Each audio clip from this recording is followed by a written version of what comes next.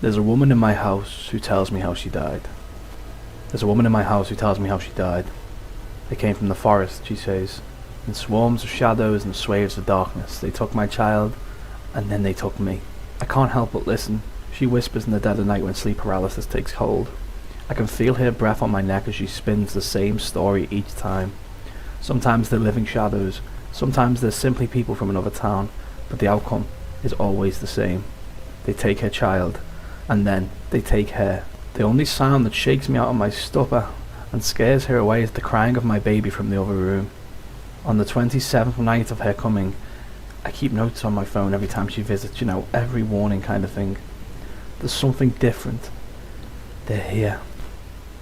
I feel an ice cold touch at the base of my spine, and I sit bolt upright.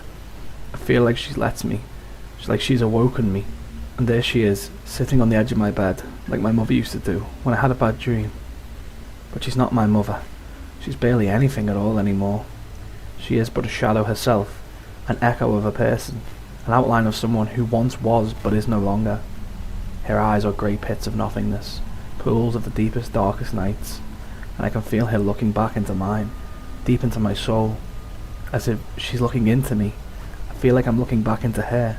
I can feel her pain and her terror. And now we are both crying. I blink and she's at the window. The curtains move aside of her whilst the outline remains unmoving, unchanging. Impossibly, breath appears on the glass as she speaks. Look. The house is old, and I never believed any of the stories about it when we bought it. Tales to frighten children, rumours from a bored, insular little village in the middle of nowhere. But now, these stories are coming true. The trees at the edge of the forest that borders the forgotten land move aside for a figure that stumbles through, at first on its hands and knees, and then upright. Just about. It stops at the threshold of light and dark and inclines its skeletal head over my bedroom window.